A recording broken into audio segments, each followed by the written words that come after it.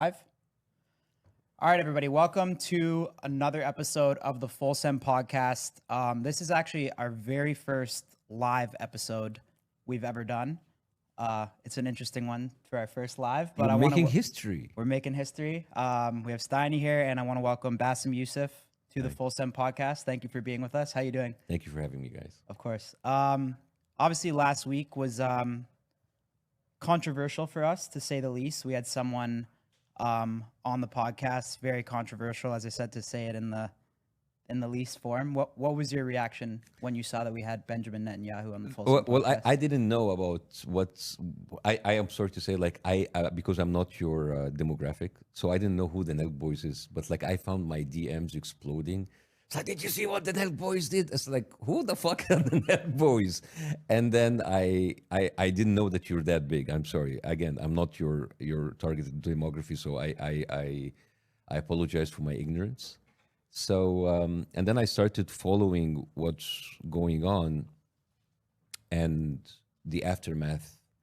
And being in the public eye for 15 years, I understand what does it mean to be in a very tough situation, and now having to try to crawl out of that situation. It's difficult, especially with the backlash, because the bigger you are, the bigger the backlash. And well, I mean, let's be honest. There's a lot of people when they knew that I'm on the podcast, like, yeah, go there, do them, have them. And I said, like, there's nothing to gain from just canceling people without knowing what went wrong, because I think it is better to actually to learn from what's happening and look at the bigger picture instead of just like destroying two young people like you, because that doesn't serve anybody, right? It makes people happy that you guys are falling, but the bigger picture is, why did this happen, and why was this how were you used? A part of you is your responsibility, and part of you not knowing.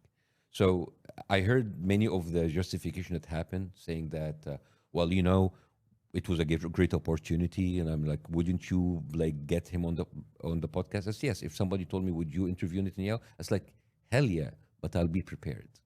And I think the biggest part of you, that you were not prepared. 2 years under like the biggest genocide in our history, you guys had no idea what's going on. If somebody told me, hey, you're gonna be tomorrow on the starting five of the Lakers in the NBA, it's like, that's a great opportunity, but I'm not prepared. I'm not gonna make a fool out of myself. Mm-hmm. So it's not about you platforming someone or someone giving a chance for like free speech. You were used, right? And it didn't start with the podcast. It started 2 years ago in March 2023 when you went to Israel, because I know, like I told you, that the Israel has increased their Hasbara budget, which is their propaganda machine, with $150 million, and part of that money goes to influence people in college campuses, hire influencers like you, getting them into fancy trips to Israel, giving them this filtered, layered picture that is made up, that is fake. I mean, I watched it yesterday and I was cringing, because not because like you're showing how cool Israel is or they have You're nightclubs. saying our NELK video in Yeah, yeah, Israel? yeah, yeah.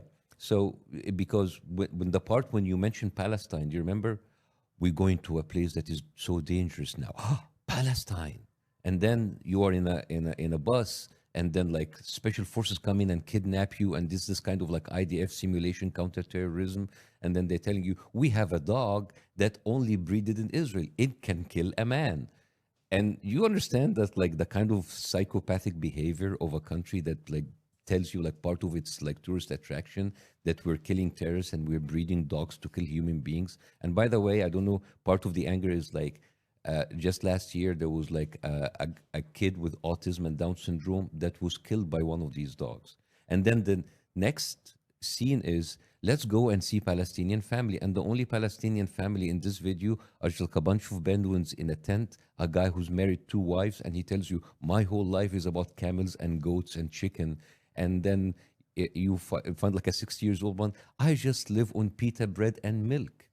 So even if October 7th didn't happen, you were used in a propaganda machine to tell people, this is what you need to know about Palestinians. They're just like a bunch of people with cows and goats, marrying two people, living in a tent, happy with a pita bread and milk. So you were recruited in March 2023, and you were activated in July 2025, right? So, and I'm saying this because I'm saying this out there for all of the influencers around there, because there's a lot of people got backlash. There's influencers went there like wearing IDF. It's like we didn't know what we're going on. Like he was like, I didn't know I'm kissing a Jewish I wall. mean, yeah, I can definitely admit that. I mean, I think we were both just ignorant to what was going on over there. And obviously, I knew he was, I'll be honest, I thought he was controversial, but I was definitely ignorant to what was going on in that area. And I can Yes. admit that. And it was definitely, I wish we could have gone back and, Yeah. had 2 weeks to sit down with someone like yourself and just, we should have grilled him 50,000, 100,000 times harder, but Yeah. something we can't get back. And we'll probably always regret Of that. course, but I know you can't get back this like trip in Israel, but I'm just telling you, this was like part of a much bigger propaganda effort, right? And a country that spends $150 million on its image, they are covering something.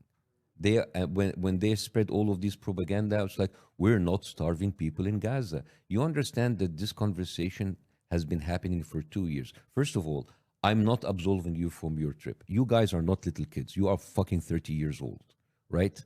People in your age have families and they have a career, and you need to stop. I'm just saying this because you're my little brothers, but you're not little, No. right? You need to stop infantilizing yourself. It's like we're just stupid people doing stupid stuff. You're 30 years old and you need to be aware of what's happening in the world, and that your reach and your platforms mean something and it affects people. And I think the biggest reason why people were so upset for you, not because you brought someone and you didn't contest him, that it is the talking point that he used is the same talking points that have been used for 2 years to kill thousands of people, right? So, but I mean, and part of the people, part of the reason why people were so angry is that, forget even if you don't know anything about the conflict, there was like a total lack of critical thinking.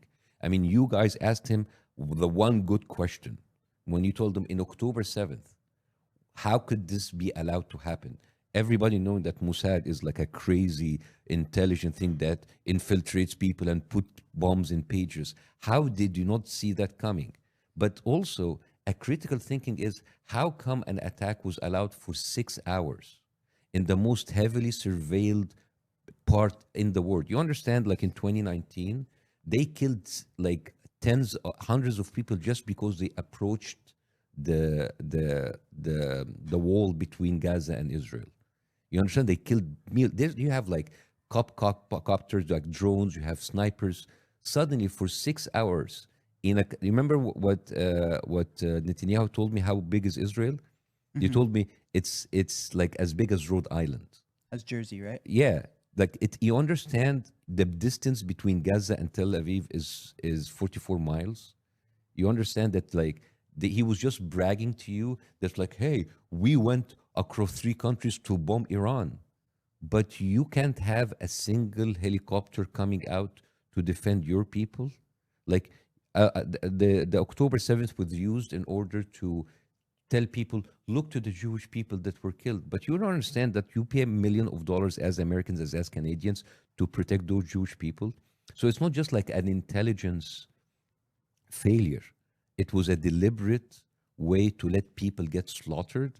And what did he tell you when you asked him what happens? Like, we're still investigating it. Really investigating it for 2 years? You don't know how people for 6 hours continued to kill people?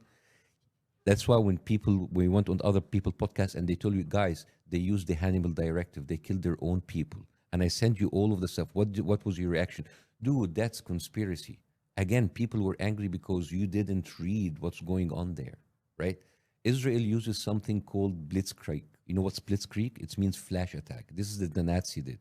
They do like a very coordinated attack, very quickly, very fast. And it's like very simple messaging. Decapitated babies, mass rape, right? So there's an emotional response. People get so angry, and then after a couple of days, everybody goes back to their Netflix, to their UFC fight, to the NBA, and the people who stay, it's like, wait a minute, that is fucked up. That didn't happen. There's so many plot holes already. Most of the people has already went back to their lives. So the people who stay and hold them accountable will be called fringe, obsessed, anti-Semitic, conspiracy theory. Like you said, oh, dude, this is conspiracy theory. It's not. And this is why I have like sent you all of the videos so you can be educated. When you were on the podcast and they were telling you, dude, they spit on Christians in Israel. It's like, I was in Israel, nobody spit on me. Yes, of course, because you were in a curated propaganda machine that showed you one thing about Israel. Do you remember when you were like in that bus and there was a guy with a scarf?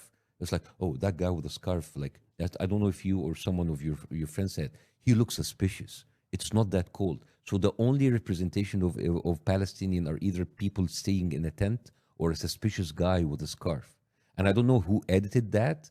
If it seemed like Mossad edited it, but and if you guys have edited that is fucked up because it just like it solidifies the same racist tropes about a group of people that being slaughtered and starved to death right now, and then they distract you with questions like it is Hamas, it's the people, they're not allowing aid in, and you understand that this is the same exact conversation that's been happening for 2 years. They bomb hospitals. It's not us. It's Hamas. Oh, it's us. But there were Hamas underneath it. It's maybe a mistake. Then after bombing hospital, they bomb schools. And then they bomb entire residential areas. Then they kill women and children. And now, 2 years later, we are discussing the same question, but like, are we starving them or is it Hamas starving them? You see the cycle of deceit, the cycle of lies, the cycle of propaganda. So that's why I'm not coming here to say like, oh, they are starving, because I'm not gonna go after each and every single lie that he said because it's exhausting, and they have been doing that for 2 years. So I'm here to show you the patterns and the bigger picture to understand that you are sitting with a narcissistic, psychopathic liar that's used to gaslighting people and lie them to them in their faces. Yeah, I want to say too. Yeah, we obviously, one thing that hurt me the most when we had him on was just I have a lot of personal, friendships and stuff from people of all religions, and a lot of people were obviously just upset, and they're messaging me personally, like friends, and saying, "Why did you have him on?" and stuff. So when I told them that we're having you on to explain us the bigger picture, they're all very excited. So honestly, we just want to learn about this, and we obviously just want to use our platform to educate people. What do you So want to learn about? I mean, I think it would just be good for you to talk about what Netanyahu said and explain us. Well, one thing I said about the October 7th, like, he, and I like the, not just October 7th, is the way that he dehumanized the whole population. Remember when he told me, how can young people march in the streets with people who kill gays? And then he used this like overplayed lame jokes like gays for Gaza is like chicken core for KFC. And it's just like, keeps saying it in everywhere, and it sounds stupid. And they tell me they are like they would kill women if they're not in hijab. So this guy who pretends that he cares about gays and women, and I send you the articles, like how they have actually used revenge porn in order to recruit gay people. They go into Grinder and Facebook and Instagram. Like I think you have the the headline.